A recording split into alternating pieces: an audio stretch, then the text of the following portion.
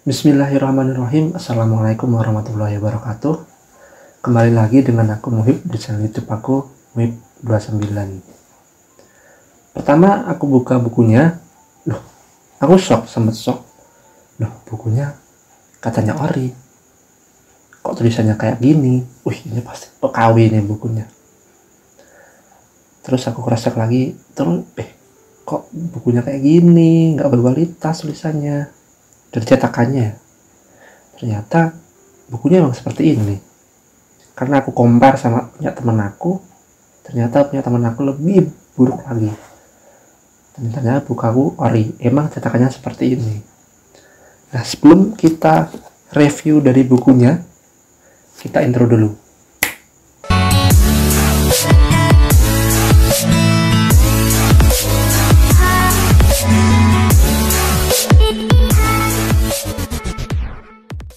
Oke teman-teman, bukunya ada di samping kiri aku dengan judul Dasar-Dasar Pembelajaran Perusahaan edisi keempat dari penulis Prof. Dr. Bambang Rianto, seorang dosen di Fakultas Ekonomi Bisnis dari UGM. Nah, penerbitnya dari buku ini yakni BPFE Yogyakarta. Topik yang dibahas tentang manajemen keuangan dan pembelanjaan di dalam perusahaan. Nah, tebal dari buku ini adalah 400 halaman, namun pembahasannya cuma sampai 385. Itu di luar daftar isi dan daftar pustaka. Ini teman-teman, bisa teman-teman lihat cover bukunya. Di bagian belakang juga kosongan lah, di belakang kosongan. Oke, buku ini coba aku sedikit bahas dari isi bukunya. Pertama mulai dari sinopsisnya dulu, baru nanti ke reviewnya. Sinopsis dari buku ini, Dasar-Dasar Pembelajaran Perusahaan edisi keempat, karya dari Prof. Dr. Bambang Rianto, merupakan salah satu literatur yang fundamental dalam bidang manajemen keuangan di perusahaan. Nah, aku ketemu buku ini juga atas rekomendasi dari dosen aku di pasca sarjana dengan mata kuliah manajemen keuangan.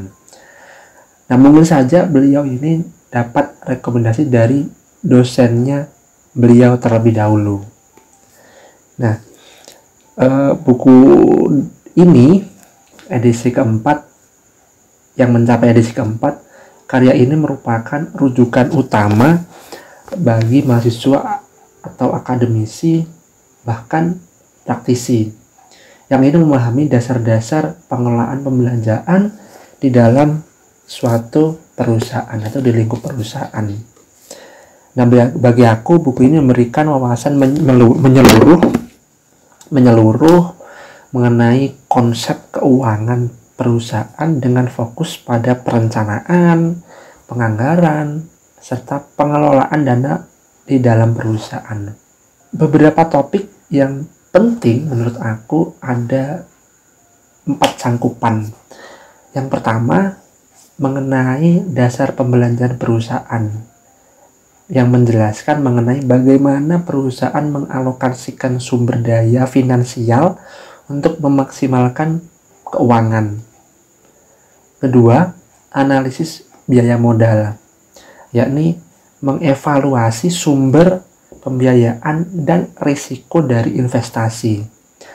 Ketiga, mengenai manajemen modal kerja, sebuah strategi mengelola kas, piutang, dan persediaan.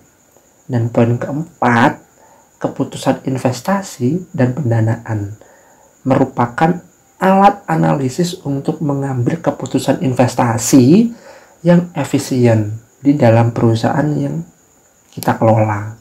Setelah aku sedikit memberikan konsep awalnya dari buku ini, tadi ada 4, aku lanjut dengan mereview buku ini bagian awalnya saja sih. Kalau mau bahas semuanya, mending teman-teman beli. Karena kalau dibahas dalam satu video ini akan memakan durasi yang panjang. Nah, review dari buku ini aku ambil di bagian awalnya saja ya, karena ini mengganggu pengertian dan peranan sampai ke belakang nanti. Nah, pengertian dari pembelanjaan di suatu perusahaan. Untuk mendapatkan atau untuk dapat menjalankan usaha setiap perusahaan membutuhkan sebuah dana. Dana yang diperoleh ini dari pemilik perusahaan maupun dari utang. Nah, dana yang diterima oleh perusahaan ini bisa digunakan untuk membeli aktiva tetap, yakni untuk memproduksi barang atau jasa, membeli bahan-bahan untuk kepentingan produksi dan penjualan, terus untuk piutang dagang, kemudian untuk mengadakan persediaan kas dan membeli surat berharga yang sering disebut efek atau sekuritas, baik untuk kepentingan perusahaan, untuk transaksi perusahaan, dan juga bisa menjadi alat penjaga likuiditas perusahaan. Kemudian dari fungsi pembelanjaan, pada dasarnya dapat dikatakan bahwa fungsi pembelanjaan dalam perusahaan meliputi yang pertama, karena ada dua ya. Yang pertama, fungsi penggunaan dana ini atau untuk mengalokasikan dana sehingga efektif dan efisien. Kemudian poin kedua, fungsi pemenuhan kebutuhan dana atau fungsi pendanaan, financing atau offsetting of fund. Kemudian setelah pengertian fungsi, kita lanjut kepada peranan manajer keuangan. Nah, manajer keuangan di sini dimaksudkan sebagai manajer perusahaan yang bertanggung jawab atas pengambilan keputusan penting mengenai investasi dan pendanaan di perusahaan.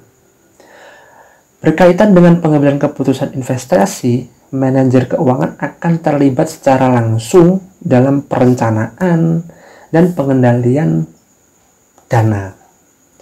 Nah, untuk mendanai investasi dan operasi perusahaan, manajer keuangan bertanggung jawab dalam memperoleh dana yang sesuai dengan kebutuhannya, baik mengenai jangka waktu, persyaratan, maupun pembiayaannya. Nah, dana yang diperoleh baik dari pasar modal maupun dari bank, bahkan dari sumber-sumber dana lain yang bisa digunakan. Nah, kemudian setelah membahas 3 poin tadi, pengertian, fungsi, dan peranan, kita sedikit membahas tentang apa itu likuiditas, apa itu solvabilitas, dan apa itu rentabilitas, dan dikaitkan dari ketiganya. Jadi likuiditas ini berkaitan dengan masalah kemampuan suatu perusahaan untuk memenuhi kewajiban finansialnya yang segera harus dipenuhi dalam waktu pendek. Nah, kaitan dengan ini, kekuatan membayar sebuah perusahaan sebagai kewajiban dari perusahaan tersebut dikenal dengan liquid. Dan sebaliknya, ketika perusahaan itu tidak mampu membayar, disebut illiquid. Kemudian poin kedua, teman-teman, poin kedua ini solvabilitas. Solvabilitas suatu perusahaan menunjukkan kemampuan untuk memenuhi kebutuhan segala kewajiban finansialnya apabila perusahaan tersebut pada saat itu dilakukan dilikuidasikan seperti itu. Pengertian solvabilitas yang dimaksud di sini sebagai kemampuan suatu perusahaan untuk membayar semua utang-utangnya baik jangka pendek maupun jangka panjang. Suatu perusahaan yang solvable berarti perusahaan tersebut mempunyai aktiva atau kekayaan yang cukup untuk membayar semua utang-utangnya, tetapi tidak berarti perusahaan tersebut liquid. Sebaliknya juga, perusahaan yang insolvable, tidak solvable ya, tidak berarti perusahaan tersebut dikatakan liquid. Nah, agak rancu sebenarnya.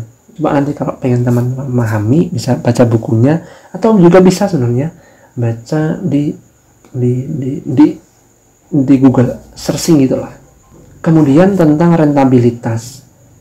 Rentabilitas di sini adalah suatu perusahaan yang menunjukkan perbandingan antara laba dengan aktiva ataupun modal yang menghasilkan laba tersebut. Dengan kata lain, rentabilitas ini adalah kemampuan suatu perusahaan untuk menghasilkan laba selama periode tertentu. Nah, dari ketiganya tadi, solvabilitas, rentabilitas, dan likuiditas dikaitkan. Yang ketika dikaitkan, dihubungkan, ada tiga indikator yang saling berkaitan dan mempengaruhi satu sama lain. Nah, pertama likuiditas yang baik. Likuiditas yang baik memastikan perusahaan dapat bertahan dalam jangka waktu pendek. Solvabilitas menunjukkan ketahanan perusahaan dalam jangka waktu yang panjang. Kemudian rentabilitas perusahaan memastikan tetap menghasilkan keuntungan untuk bertumbuh atau bertahan dulu lah. Bertahan baru bertumbuh, berkembang, seperti itu. Jadi likuiditas yang rendah pada perusahaan memungkinkan harus menjual aset untuk membayar kewajibannya, yang bisa mempengaruhi solvabilitasnya. Nah, jika solvabilitasnya rendah, kepercayaan investor maupun kreditur akan menurun, sehingga pada puncaknya adalah mengganggu rentabilitas dari suatu perusahaan. Ya, kurang lebih seperti itulah tentang sinopsis dan reviewnya dari buku Dasar-Dasar Pembelajaran Perusahaan edisi keempat. Nah, pada poin terakhir, aku juga mau membahas kelebihan dan kekurangan dari buku ini. Ada 3 poin kelebihan dari buku ini yang sudah aku catat, sehingga perlu aku sampaikan buat teman-teman. Bahwasanya yang pertama, buku ini dibahas secara sistematis dan komprehensif.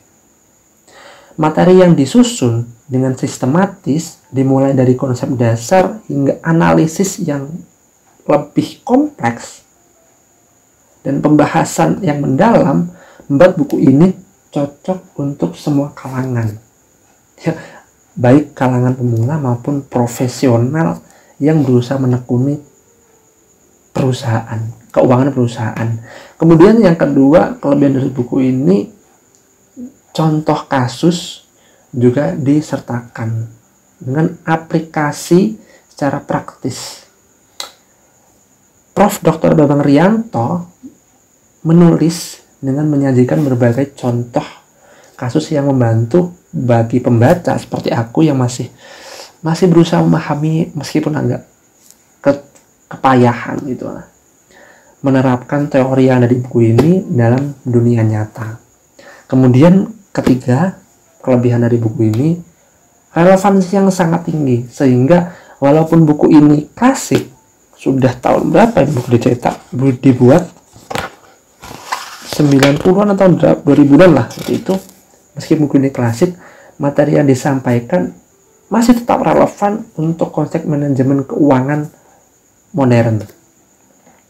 Nah, kemudian kekurangan dari buku ini adalah gaya bahasa yang akademis. Nah, karena buku ini untuk kalangan akademisi ya aku nangkapnya, meskipun semua kalangan boleh membaca, cuma bahasa yang disajikan adalah akademis banget, sehingga gaya bahasa cenderung formal dan akademis, sehingga mungkin memerlukan waktu lebih untuk memahami buku ini bagi pembaca yang awam tentang bahasa-bahasa apa sih solvabilitas, rentabilitas, modal, dan lain sebagainya. Kemudian yang kedua, ada 4 ya sebenarnya. Kedua, update terbatas. Beberapa contoh yang mungkin sudah kurang relevan jika dibandingkan dengan perkembangan teknologi keuangan pada saat ini.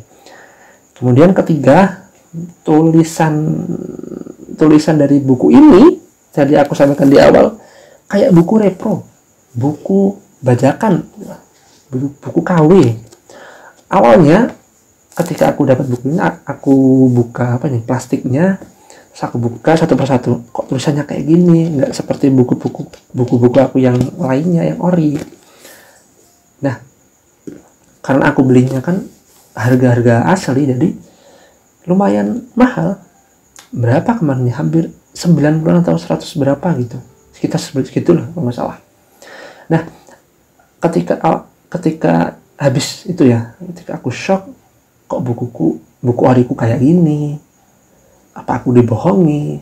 Terus kemudian harinya aku pinjam buku di teman aku yang sama, cuma mereka belinya repro, tahu bajakan. Terus aku compare, oh ternyata bukuku emang ori, emang tulisannya kayak gini, kecil-kecil, terus nggak begitu jelas ya, menurut aku lah ya, seperti itu.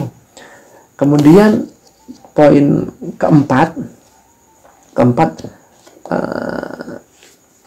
tulisannya ada beberapa tulisan yang salah, seperti di halaman 189 ya teman-teman. 189 yang harusnya di situ dituliskan poin ketiga, malah ditulis poin kedua. Yang di situ piutang adalah 120.000. Jika kita cek di atasnya, itu poin ketiga, bukan poin kedua. Kemudian di halaman 210, teman-teman juga bisa cek. Di situ ada cetak 2 kali. Cetak 2 kali ya. Cetak 2 kali di bagian bawah dari contoh A bla bla bla bla, terus halaman 212 ya, ditulis lagi dari contoh A bla bla bla bla. Seperti itu teman-teman. Review dari buku ini, reviewnya dari materi dibahas, terus kekurangan dan kelebihan dari buku ini. Ya, pada kesimpulannya, buku dasar-dasar pembelajaran perusahaan edisi keempat bagi aku buku yang masih recommended bagi siapapun saja yang ingin memahami manajemen keuangan perusahaan secara mendalam. Buku ini tidak hanya bermanfaat bagi mahasiswa baik ekonomi maupun manajemen, tetapi juga bagi profesional yang ingin meningkatkan wawasan mereka mengenai keputusan pembiayaan dan pengelolaan modal. Namun dengan konsekuensi harus sabar dan ulet dalam memahami dan membaca buku ini. Itu saja dari aku, teman-teman. Wassalamualaikum warahmatullahi wabarakatuh.